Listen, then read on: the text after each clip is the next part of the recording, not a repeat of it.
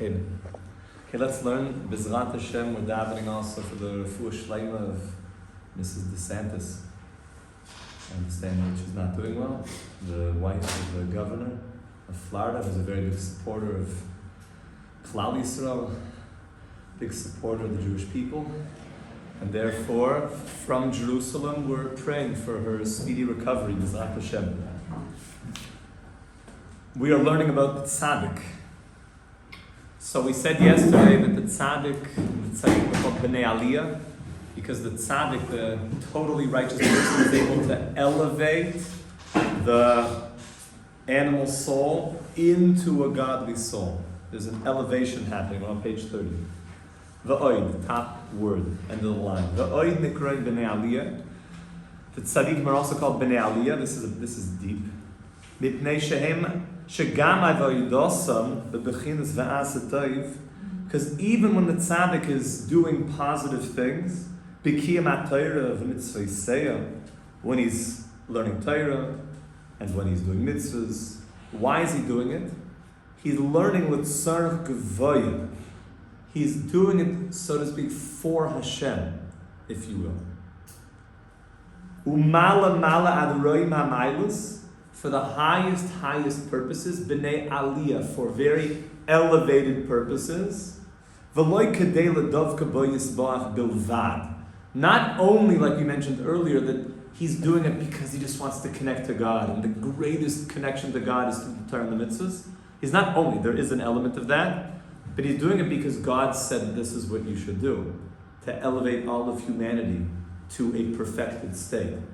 So there's a certain element of the tzaddik v'toivlai, the tzaddik v'ralai at his level, that, especially the tzaddik v'toivlai, that he's learning Torah beyond just himself. He's a complete ambassador for God.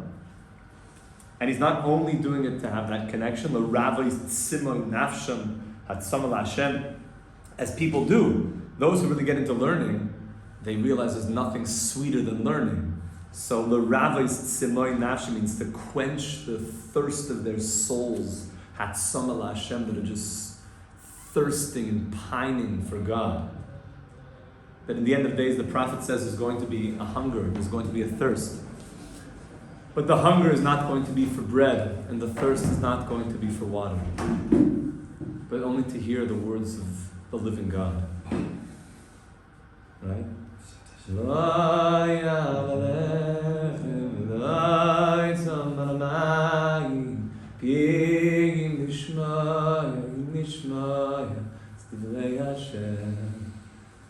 That's all it's going to be. Is I'm hungry for another, piece of bread, another, slice of bleached Wonder Bread. What's bread? Yeah. What's the bagel? I'm hungry for that. I'm hungry. I got to get another, Gatorade. Get a power drink. Those drinks are a little bit spooky. Some of those drinks. Monster. Those weird old drinks. Rockstar. Yeah.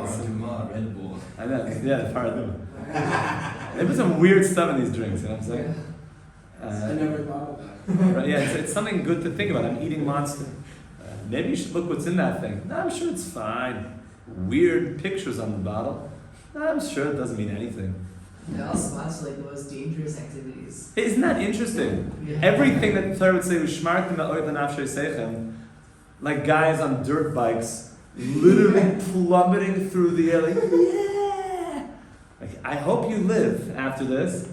And sponsored by Monster. Using wings and other defects. Yeah, or like driving, NASCAR, that's slower than the other ones. F1. Yeah, NASCAR is a lot safer than these other things. It's saying these guys, they did literally...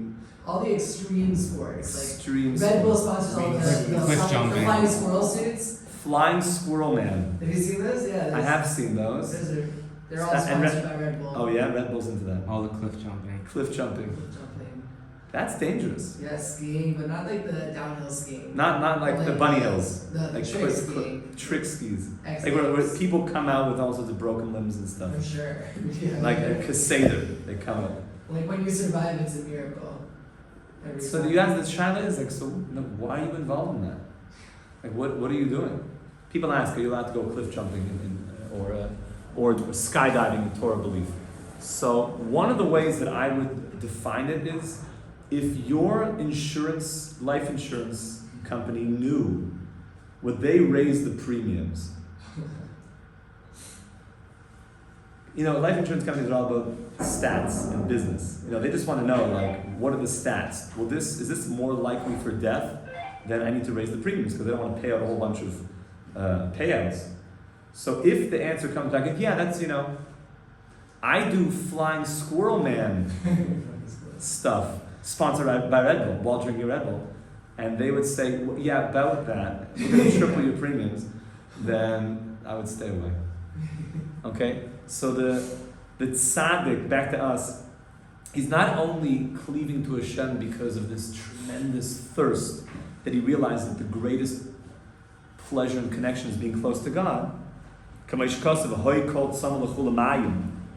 All those who are thirsty come and drink, and it's not talking about Red Bull, it's talking about the waters of Torah. Like it says in the Zohar, who is the true chassid? The one that does kindness for his creator. Now you might say, how do you do that? Well, what we can do for God, kaviyachal, is bring God's presence into the world through our free will. So the tzadikim are always involved as how can we bring God's presence into the world? That it came from us. Of course, God could reveal himself at any time. But that we were able to do it, that we revealed God. So the tzaddikim are always, so to speak, doing that ultimate will of God to bring God into the world. Im kandile. Kandile means with the shechina. Kan is like a nest. The greatest thing that we could do is unify the energy of God that goes beyond all the worlds with the same God that fills the world. That's called the Shekhinah. When we talk about the Shekhinah, we talk about God filling the world. The presence of God in this world. That's why Shekhinah comes from the language of Shochen, like a neighbor, like it's right here. Hashem says, I'm going to be Shochen b'toichenu. Asali mikdash v'shachanti b'soichem. B'toich kol echad ve'echad Yisrael Yaakov. Why is it a chesed to fill out the world with Hashem's name if technically Hashem could just fill it himself, like he himself could do it? So he could do it, but he wants us to reveal it. There's a nachas ruach, and that Rav Kook says something very deep that my Rebbe told me many years ago. Hashem is perfect, which means he has no imperfection. In Hebrew, we'd say that Hashem is shalem, shlemus, the language of the Ramchal, the language of all the Mekubalim. Tachlis hashlemus, he's perfect, which means God has no imperfection. God wanted Kaviyachol to also have perfection in imperfection. How does imperfection achieve perfection? Imperfection goes on a journey towards perfection. How long will that take? It will go into eternity. So God creates a world that's imperfect. The world is an extension of God. There's nothing but God. God creates an imperfect world. That this world, which is an extension of God, but it's an extension that is imperfect. But he puts a ray of his light into creation, that the creation itself can go through a process of hishtalmut, of perfecting itself into eternity. So now we become, if you will, the only ones that in the imperfection of God can perfect and create a unity of God in the imperfection. Which, so to speak, without a creation, God only has in potential, but not in actual. Actual is you and I, sitting here and learning Torah. Think about that for the next 120 years. Shleimus and Hishtalmus. That God is perfect, and then creation now, if you will, gave God Hishtalmus, the process of perfecting. and that we're going to be on that journey into infinity with God. Get ready for long-term relationships. Yeah, you know that. So you're saying perfection into eternity, so it's constantly being perfected, meaning it never reaches perfection, but it's constantly Into eternity, yeah. going in. Perfecting, well, hishtamut is the process of perfecting. So How it long stays in the will process of imperfect perfection. take to get to perfection? Well, let's journey out into infinity and see, let's just see what happens. As the creation, through the work that we did in this world and the kalim that we built up, are now going to unleash that in the world to come as we plunge into infinity through constant finite creation growing closer to the infinity. Technically, infinity hasn't started yet. Infinity is existence. God is infinity, and infinity is existence. There's no other existence. So we're part of infinity right now. Yeah.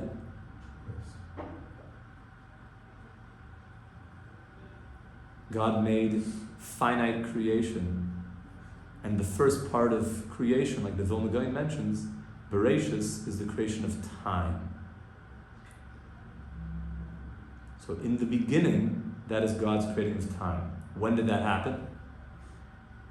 Well, there was no time before it. So there was no when. It's infinity. God is infinity. Or Ein Sof. These are very important things to think about, and they're very ennobling thoughts. When a person thinks about this, it's much more ennobling, believe it or not, than which people in short pants are jumping on each other in the playoffs in the NFL. So I've heard it's starting this weekend. What does ennobling mean? Ennobling means it makes you noble. It makes you into a noble person. Ennobling means the thoughts themselves create nobility within you. You feel exalted and noble. Shleimus and Ishtalmus does something to you when you start thinking about that. So that is a chesed. That's some mysterious chesed. We find this also in when the Gemara says that Rabbi Shmuel Barucheni, Hashem says, give me a bracha. And what that meant is that you would reveal my name in the world. That in a world of multiplicity, that we would choose light, we would choose Hashem over all the other options, is called the Kiddush Hashem. God doesn't just choose himself. That wouldn't be much of a Kiddush Hashem, there's no choice. But that a creation would have the choice of Toiv and Ra, and would choose Toiv. So that is called a Chesed, is that we are now revealing God in the world, where there was an option to conceal him. That is a Chesed. Like it says in the Zohar, the part of the Zohar that's written by Moshe Rabbeinu, Parshas Kiseitze. Kibra, very interesting, like a son. Dishtadul basar avoy v'imei, like a son. You get a bit of a feel of the way that children used to look at their parents from the Zohar. Like a son that would go and would help his parents, Avui, his father, Ve'ime, his mother, do rachem loin, that he has compassion for his parents. Yosem garme v'nafshe v'ruche v'nishmase, for more than himself, his soul, his ruach, and neshama. V'gosem v'moser garme lamisa alai, he would even take a bullet for his parents. You see this sometimes in very holy fathers and sons, like that they would do anything for their parents. There's such a thing. That they realize who the parent is and they want to just give everything to them. That's like the tzaddik that, so to speak, would give everything for Hashem. Himself is like, I just want to bring your name into the world, Tati. And this, real, could you say that God needs you? Yeah. Kaviyachol, in some crazy way, The Lubavitcher Rebbe would speak about this and the Ben Ish Chai on a person's birthday, that your birthday means the day that creation couldn't go on without you. That he needed you, Kaviyachal, to come into the world, to create the final tikkun. That you're needed, that your part in the journey is needed. And if we don't have your ois in the Sefer Torah, if you will, every single yid is an ois in the Sefer Torah. Isn't that an amazing halacha? If one letter is missing, the whole Sefer Torah is possible. That's true. It's a very powerful halacha, right? And every single yid is a letter in the Sefer Torah. So if one person is not kosher v'yasher, it means the whole Sefer Torah is possible. The whole revelation of Hashem is not. Every yid, every one of us is going to be needed. And all extension, all of humanity, everyone's going to be needed in this. So the son that would do anything for the father, for the mother, both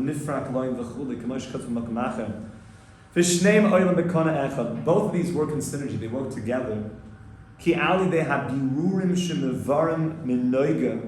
When the tzaddik engages in the world of klipas noiga, which we explained is everything which is mutter in this world, mal mai nukvin. Mai nukvin means the desire of us down here, the lower waters, the feminine waters, the arousal of, so to speak, a kala making herself beautiful for her chassan, to gain interest in the chassan.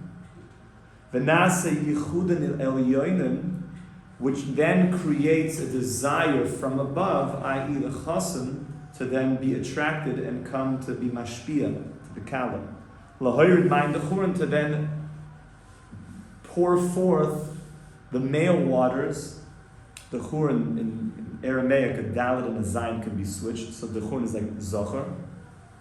To pour forth the male waters, shehem mei me'achasodim, to the waters of chesed, shebechol mitzvah, which is when a person does a mitzvah down here, he so to speak is arousing and the lower waters down here, and he's becoming like a kala dressed up in her 24 garments of jewelry. So to speak, when the kala puts on her jewelry, that's also the jewelry of the tefillin, that's the jewelry of the zei keli v'anveyu, that's the jewelry of hider mitzvah, of tzitzis and peis and kippah and alagut zachem and mezuzah and habakas ner Shabbos and habakas Chanukah, and a person dresses up in mitzvahs down here. So to speak, then the chassan, Hashem is mashpia, the male waters down, and there's a yichud, there's a joining together. So the tzaddik is doing, he's arousing the interest, if you will, that Kutshabrichu, Hashem, who goes beyond the worlds, should be mashpia, should give forth tremendous blessing all the way back down to this world. Miralmach mitzvah saseh shekulam hein bechinas chasodim v'mayim dechurim v'hainu hamshachas kedushas elakusa yisbalach, which is all about bringing the kedusha of Hashem into this world, of arousing that Hashem should be mashpia. And when the kala is, so to speak, given that energy, then the kala feels beautiful, the kala is fertile, the kala, everything is wonderful. Just like when water comes down from heaven, the land is not parched anymore. The land becomes fertile, the land becomes filled with life. What it means when the Shekhinah is in Galus, it means that the divine presence in this world has been covered over, and people don't see Hashem in this world. They see a table's a table, and the sun rises in the east and sets in the west, and that's just how it goes. And they don't see God behind nature, orchestrating everything. That's called the Shekhinahs and Galus. But when the light of Kutshabrichu shines down and the Shekhinah, so to speak, gets up from the dust, that's what we say on Leil Shabbos. All of Kumi, Shir Daberi, Hisnari Ma'afar Kumi, get up Shekhinah, get up my Kala, get up the bride from the dust, shake it off. Come and reveal yourself once again. And the light shines down and the Kala is filled with that beautiful light. So once again, we see the relationship. We see that it's all working. Hashem is beyond the worlds and He's also in the worlds. So that's what the Tzadikim are involved in, what we just mentioned.